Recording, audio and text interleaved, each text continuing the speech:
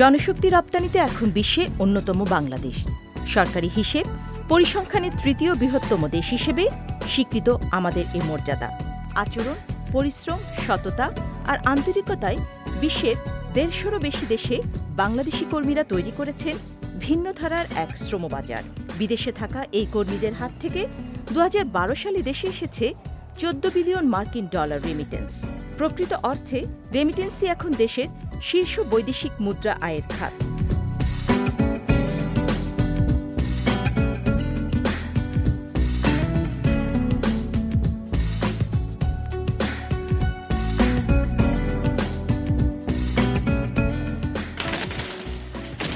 একসময় বাংলাদেশ থেকে শুধু পুরুষ কর্মীরাই কাজের সন্ধানে বিদেশে যেতেন। বিদেশে কর্মসন্ধানী কর্মীর তালিকায় সুযোগ ছিল না বাঙালি নারীদের। এখন বদলেছে সেই ধারা। বিশ্বের ২৪টি দেশে পরিচিত প্রসিদ্ধ আমাদের বাংলাদেশি নারী কর্মীরা। পেশাজীবী প্রশিক্ষিতদের সাথে অভিবাসী কর্মী তালিকায় যোগ হয়েছে হাজার হাজার গার্মেন্টস ও গৃহকর্মী।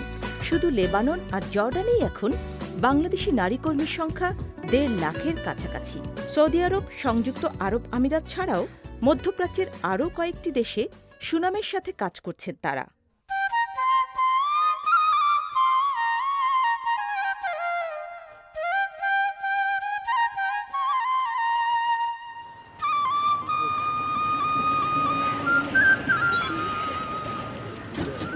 বাংলাদেশি নারী কর্মীদের ৯০% বেশি যাচ্ছেন গ্রাম থেকে। রাজধানীর আশেপাশে গ্রাম এলাকায় সমীক্ষা করে এমন তথ্য পেয়েছে বাংলাদেশি অভিবাসী মহিলা শ্রমিক অ্যাসোসিয়েশন বমসা। মানিকগঞ্জের সিংগাইর ও ঢাকার নবাবগঞ্জ এলাকার ১৫০রও বেশি গ্রামে নিবিড় পর্যবেক্ষণে দেখা গেছে সংসারের অভাব মেটাতে পুরুষের চেয়ে নারীদের প্রচেষ্টা বেশি। তারা নিজের সংসার গুছিয়ে সন্তান দেখাশোনা করেও মাঠে খেতে কাজে নামেন, কঠোর পরিশ্রম করেন। সংসারের অভাব ঘোচাতে সুযোগ পেলে তারাই কাজের খোঁজে বিদেশে যেতে চান।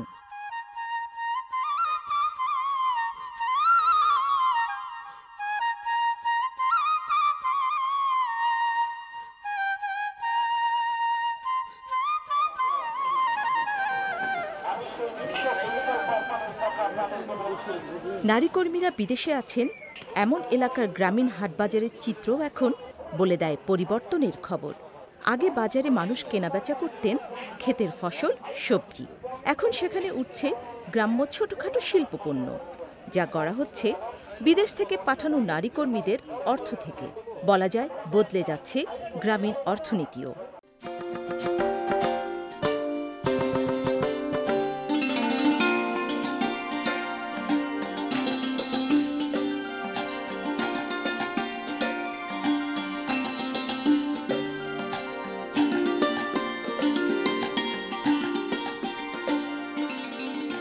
প্রবাসীর আয়ে নিজের ঘর সংসারেও পরিবর্তন এনেছেন শত শত গ্রামীণ নারী, যেমন বান্দুরা ইউনিয়নের রানী হালদার। ১০ বছর লেবাননের বৈরুতে গৃহকর্মীর কাজ করে ২০১১ সালে দেশে ফেরেন তিনি। ঘরদোরের চেহারাই বদলে গেছে তার। জমানো টাকা থেকে নিজের ছেলেকে পাঠিয়েছেন আবুধাবি। বাড়িতে সেও টাকা পাঠাচ্ছে। আমি যখন যাই তখন আমার বাচ্চা ছোট ছিল, 11 বছর বয়স ছিল। ওখানে টুকটাক যা পারছে করছে, এমন আমিও কিছু টাকা পয়সা যা দিছি, চলছে। অনেক কষ্ট করে চলছে, তবু আমার টাকা পয়সা আমার স্বামী কখনো নষ্ট করে না। এতটা বছর আমি ছিলাম, আমি কখনো বাইরে যাই না। আমার সাথে যে আমার যে ফিলিপিন, শ্রীলঙ্কা অনেক অনেক মেয়েরা ছিল, ওরা প্রত্যেক রবিবার বাইরে যেত, কিন্তু আমি যেতাম না। বাইরে না যাবার জন্য রবিবার আমি 10 টাকা বকশিস পাইতাম। আমি চেষ্টা করতাম যে আমার ম্যাডাম আমাকে কিভাবে ভালো জানবে।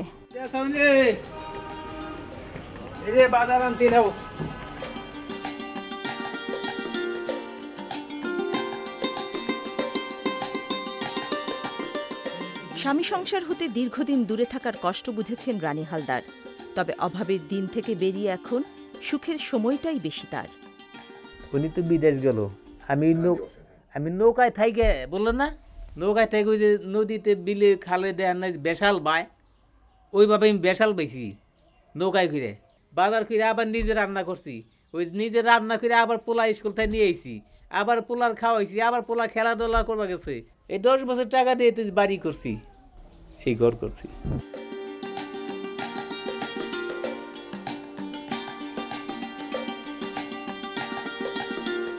রানী হালদারের মতো বিদেশগামী নারী কর্মীদের সফল হতে খুব জরুরি সচেতন হওয়া। বিদেশ যেতে হবে কিভাবে, যোগাযোগ করতে হবে কোথায়, কোন কোন বিষয়ে সতর্ক থাকতে হবে, এমন অনেক প্রশ্নের সমাধান চাই সদুত্তর। সেই লক্ষ্য নিয়ে দেশের বিভিন্ন এলাকায় কাজ করছেন বমসা কর্মীরা। আমাদের উদ্দেশ্য হচ্ছে বাংলাদেশ থেকে যেসব মহিলারা বিদেশ যাচ্ছে তাদেরকে সচেতন করা। তারা যেন বিদেশ যাওয়ার আগে অবশ্যই জেনে যায় বিদেশ যাওয়ার আগে 2টা ব্যাংক অ্যাকাউন্ট খুলতে, একটা নিজের নামে, একটা পরিবারের সদস্যের কারো নামে। কারণ যখন দেখা যাচ্ছে সে বিদেশ গিয়ে টাকা আয় করছে, যদি একটা অ্যাকাউন্ট থাকে তাহলে পরিবারে সে একটা অ্যাকাউন্টে সব টাকা সে পাঠিয়ে দিচ্ছে। পরবর্তীতে সে যখন ফেরত আসে দেখা যায় যে তার ব্যাংকের কোনো টাকাই থাকে না। তাই আমরা বিদেশ যাওয়ার আগে বলি যে বিদেশ যাওয়ার আগে 2টা ব্যাংক অ্যাকাউন্ট খুলে যেতে, একটা নিজের নামে, একটা পরিবারের সদস্যের নামে।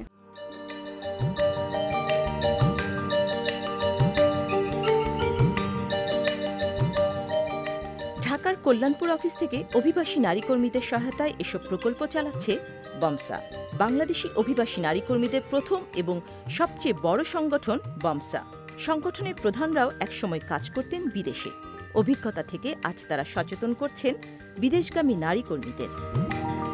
বেসরকারি এনজিওগুলো যারা কাজ করতেছি মাঠে ঘাটে, যেমন বমসা কাজ করতেছে, ফিল্ডে হাটসভা, উঠোন বৈঠক, মিটিংয়ের মাধ্যমে মানুষকে সচেতন করতেছে যে একজন মানুষ যদি বিদেশে যায় তাহলে সরকারিভাবে যেন যায়, তার জন্য কাগজপত্র ঠিক থাকে এবং একটা কাগজপত্র যেন সে ফটোকপি করে বাংলাদেশে রেখে যায়, যাতে কোনো একটা বিপদে পড়লে যেন তার কাগজপত্র দিয়ে তাকে উদ্ধার করা যায়। বিদেশে কিন্তু যাচ্ছে সব গ্রামদের থেকে, ঢাকার লোক কিন্তু যাচ্ছে না, শহরের লোক যাচ্ছে না, কিন্তু আসলে গ্রামে বিটিভি আছে।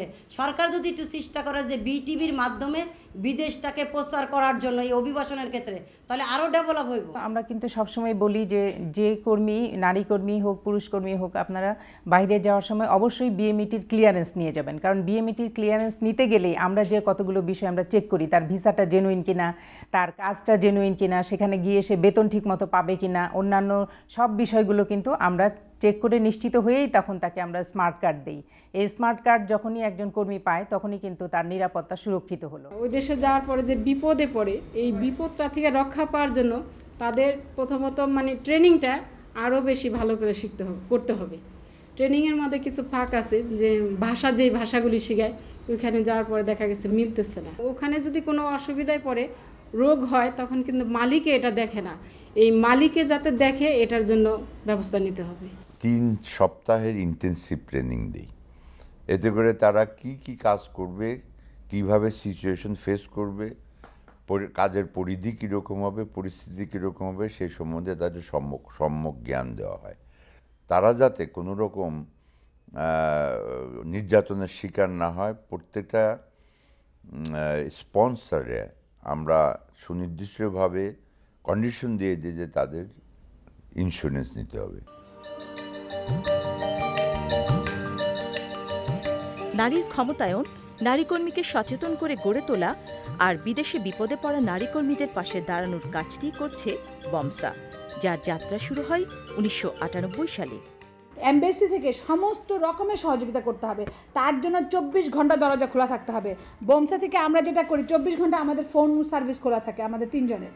তো সেই রকমভাবে এই লেবার অ্যাটাচি থেকে শুরু করে, অ্যাম্বাসেডর থেকে শুরু করে, ফরেন মিনিস্ট্রির প্রথম কাজ হবে শ্রমজীবী মানুষকে সহযোগিতা করার জন্য দূতাবাসগুলো তাদের সার্বক্ষণিক সহযোগিতা করা। যদি 1 কোটি লোকের আমাদের কল্যাণ দেখতে হয়, সেখানে আমাদের সুনির্দিষ্ট এবং আমাদের নিজস্ব কর্মকর্তা দিয়েই করতে হবে।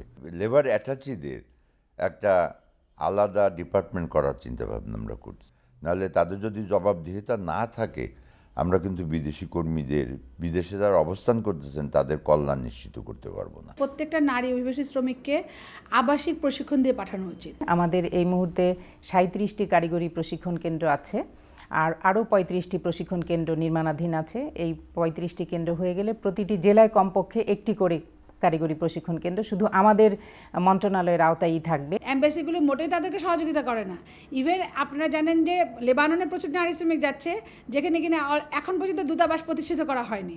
সেখানে একজন অনারারি কাউন্সিলর আছে যিনি কিনা লেবাননের ভাষায় কথা বলে, এবং সে আমাদের বাংলাদেশের বাঙালি ভাষা বুঝে না। ভুললে চলবে না, দূতাবাসের যে স্ট্রেংথ, যে জনবল, সেটা সৃষ্টি হয়েছিল 1984 সালে।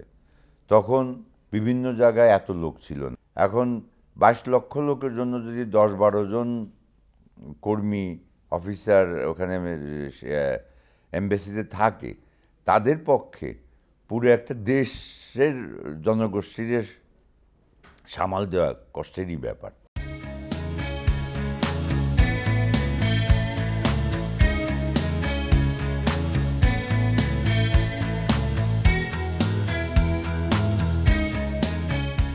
বাংলাদেশের সত্যিকার সম্পদ এখন জনশক্তি।